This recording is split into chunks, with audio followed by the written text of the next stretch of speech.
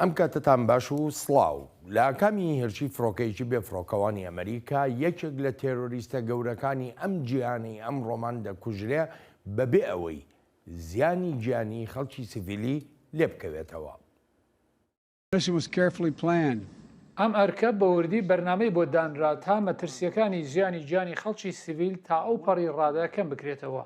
بەر لە هەفتەیەک پاژەوەی ئاگادار کرامەوە ڕەوشێکی گونجاوە بڕیاری کۆتاییمدا و ئەرکەکەشمان سەرکەوتوانە جێبەجێ کرد. ئەیمەن زەواهری گەورە تێرۆریستەکەی تۆڕە تێرۆرکاریەکەی ئەلقاعیدە لە پایتەختی ئەفغانستان لە ناو ماڵێکدا دەکوژرێ وەک چۆن پێشتر ئوسامە بن لادن لە ماڵەکەیدا لە پاکستان کوژرا نەک لە مەیدانەکانی شەردا. ئەمریکا بەردەوام سووربوون و توانای خۆی نیشان دەدات بۆ بەرگریکردن لەگەلی ئەمریکا دژی ئەوانەی دەیانەوێت زیانمان لێ بدەن. جارێکی تریش ڕوون و ئاشکرای دەکەینەوە گرنگ نییە چەندێک دەخایەنێت، گرنگ نییە لەکوێ خۆت دەشاریتەوە. ئەگەر مەترسیت بۆ سەرگەلی ئەمریکا ئەوە ئەمریکا دەدۆزێتەوە و لە ناوت دەبات.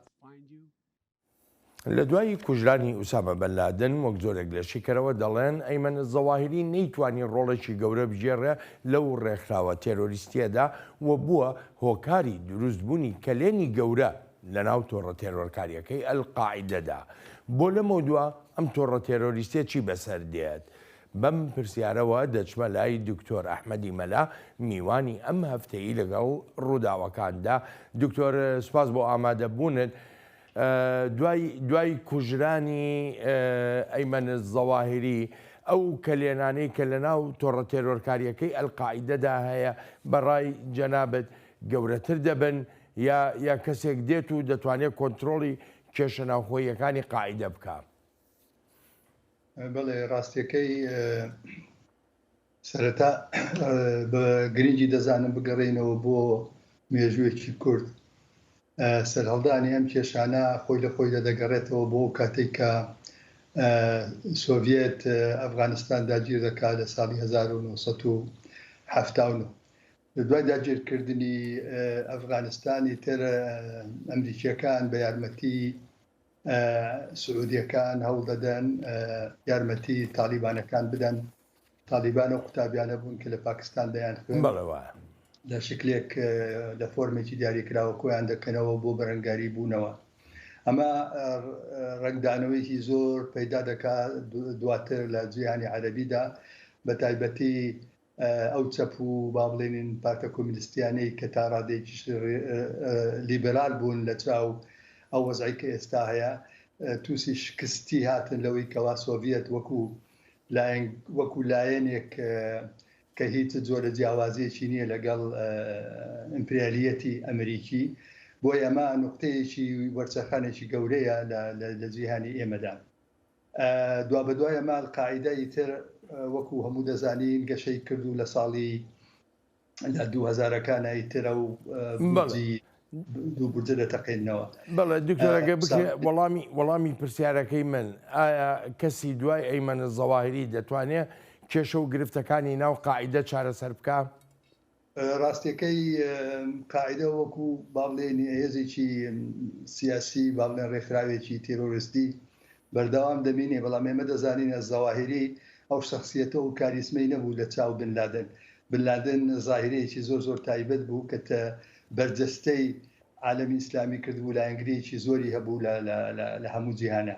کەچی زەواهری لەو فترەیە هەستمان کرد ینی وەکو ئەوەی کە نەبوو بێوا بوو نەیتوانێت ئەو ڕۆڵە ببینێ.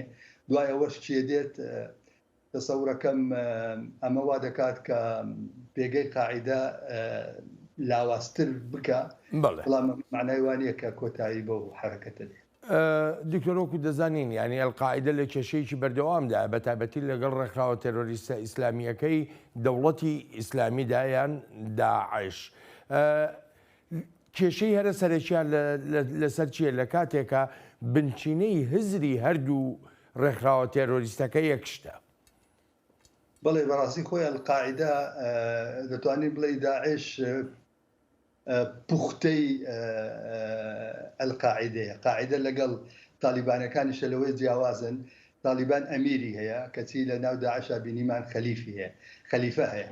خلافەت گزارش لە لە دنیای ئیسلامی دەکا کەچی ئەمارەت با بڵێن گزارش لە ناوچەیەکی لۆکالی زیاتر دەکا. بەڵام وەکو پەیرە و پرۆگرام هەردووکیان لەسەر شریعەت با بڵێن پێگەی خۆیان داکوتیوە و هەمان بینین و دنیا بینینیان هەیە بۆ دروستکردنەوە و ڕێخستنی دنیای ئیسلامی لەسەر ئەساسێک کە پەنا بەرێتە بەر قورئان و سونەت و ئیتر و ئیجماعی کە لە عالەمی ئیسلامیە کاتی خۆی پێڕەوی دەکات. بەڵێ دکتۆر من دەگەڕێمەوە بۆلات. تالیبان خانەخوێی ئەلقاعیدە لە ئەفغانستان ڕێکەوتنیی ئاسایشی لەگەڵ ئەمریکادا مۆر کرد و یەکێ لە بەندەکانی ئەو ڕێکەوتنە ئەوەیە کە نابێ ئەفغانستان ببێتە بنکەیەک بۆ هەڕەشە و مەترسی لەسەر بەرژەوەندیەکانی ئەمریکا و هاوپەیمانەکانیشی.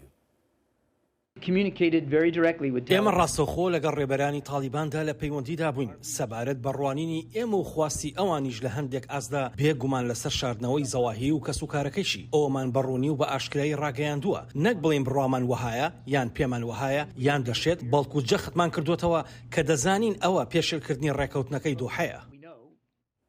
شیکەرەوە لەو بڕوایەدان هەرگیز ناکرێ متمانە بە تالیبان بکرێ بە تایبەتیش کاتێک باس دێتە سەر دۆسیەی بەرەنگاربوونەوەی تێرۆریزم. تالیبان هاوبەشێکی کاریگەرمان نین لە بەرەنگاربوونەوەی تیرۆریزمدا. لە ئاستی باڵای ڕێکخراوەکەدا و گەورە کاربەدەستانی تالیبان دەیان زانی ئەلزەواهیری لە کابڵ دانیشتووە لەگەڵ خێزانەکەیدا و میوانداریشیان دەکرد. هاوکات هانی خەڵکیشی دەدا تا هێرش بکەنە سەر ئەمریکا و هاوپەیمانەکانیشمان. هەر بۆیە ناکرێت پشت بە تالیبان ببەستێت وەک هاوبەشێکی کاریگەر لە بەرەنگاربوونەوەی تیرۆریزمدا. دکتۆر ئەحمەد ئێمە هەر دوێنێ و پێرەی گوێمانەوە دەبوو کە تالیبانەکان کەوتونەتە تاوتوێکردن چۆنێتی وەڵامدانەوەی ئەمریکا لەبارەی ئەو هێرشەوە کە لە کابوڵی پایتەختی ئەفغانستان ئەیمەن زەواهری سەرۆکی ئەلقاعیدەی تیادا کوژرا. بەڕای جەناب تالیبانەکان دەتوانن چی بکەن ئەگەر بێت و هەنگاوێکی لەو شێوەیە بنێن؟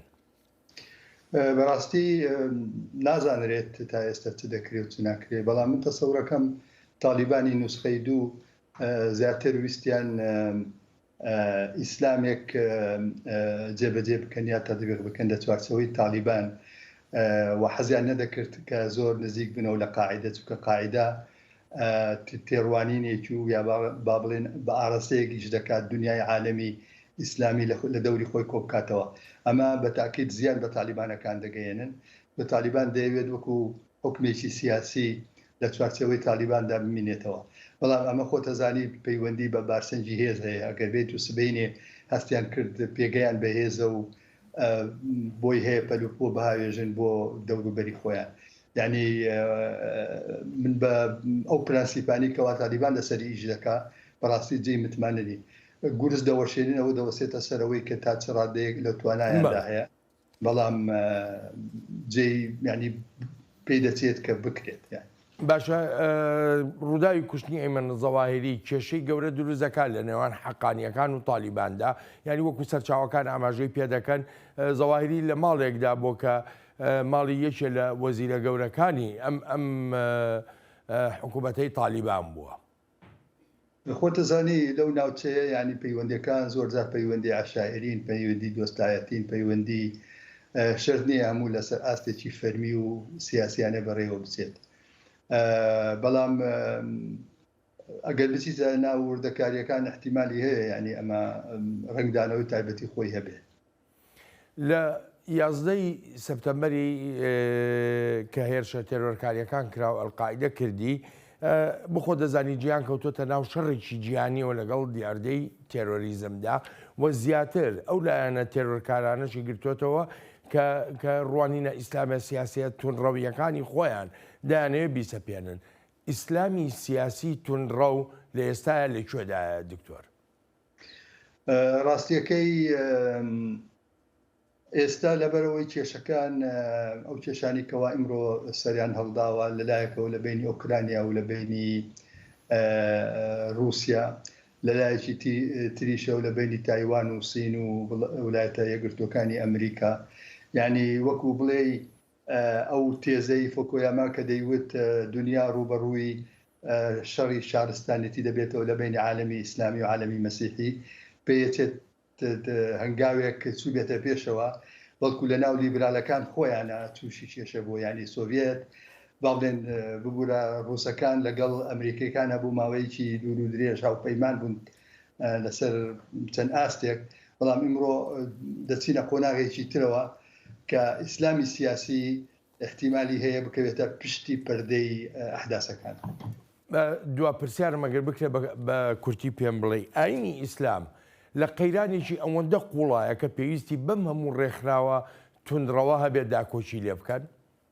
خۆی بەڕاستی شکستی ئێمە شکستێکی فرەلایەنە ئەگەر بێت و لەم 100 ساڵەی ئەخیرا ئەگەر بێت و ڕێفۆرمێک بکرایە ڕێفۆرم لە ڕووی کۆمەڵایەتیەوە لە ڕووی با بڵێیت پەروەردەییەوە لە ڕووی سیاسەتەوە دامەزراندنی بنچینە ئەساسیەکانی مافی مرۆڤ ئەو کاتا بە چاوێکی ترەوە تەمەشای ئاینمان دەکرد و پێگە و هەیبەتمان دەگەڕاندەوە بۆ مرۆڤ و بۆ ئاینیش لە هەمان کاتا بەڵام ئەو ئاوینەی کە تەبا بێت لەگەڵ تاکەکانە نەک ببێتە ڕێخۆشکەر بۆ ئەوەی با بڵێن حزبی سیاسی بێت بە ناوی ئاینەوە دەستێکەڵی کۆمەلگاکان بکات جارێت هێشتا بەڕاستی هیچ ئاسۆیەکی وا دیار نییە کە ئیسلامی سیاسی تووشی پاشەکشە بوو بێ تاوەکو ڕێفۆرمی گەورە ڕوونەدا تاوەکو بنچینەکانی ئەلمانیەت و با بڵێن دیموکراسیەت و مافەکانی مرۆڤ بە تەواوی ڕەگاژوو نەبن لە کۆمەلگاکانی ئێمە ئیسلامی سیاسی هەمیشە وەکو هەڕەشەیەک لە پێچاودایە هەڕەشەیە لەبەر ئەوەی قەیرانەکان زۆرن قەیرانی کۆمەڵایەتیمان هەیە قەیران هەیە لە ڕووی پەروەردەییەوە قەیرانی بژێوی هەیە کەمبوونی ئاو هەیە تێکچوونی ژینگە هەیە گەندەڵی لە ئاستارە خەتەرناکەکانی دەرکەوتەی هەیە ئیسلامی سیاسی دێت ئەمانە دەقۆزێتەوە بۆ ئەوەی جێگە و پێگەی خۆی بەهێز بکە بەڵام ئایا ئیسلامی سیاسی وەڵامی هەیە بۆ کۆی ئەو قەیرانانە بە تاکید نەخێت چونکە ئیسلامی سیاسی ئەوەی ئاور لە ڕابردوو دەداتەوە کاغەز و کارتی تایبەتی نییە بۆی تەمەشای ئاین دەبکە. دکتۆر ئەحمەد سپاس دەکەم بۆ شرۆڤەکانت و بۆ ڕاو سەرنجەکانت زۆر سپاس دەکەم. دەچینەوە لای بەفراوی نووری دەخیلی شەممۆ بۆ درێژەی کورت کۆنێکشن و سپاس و پێزانین بۆ هەمووان.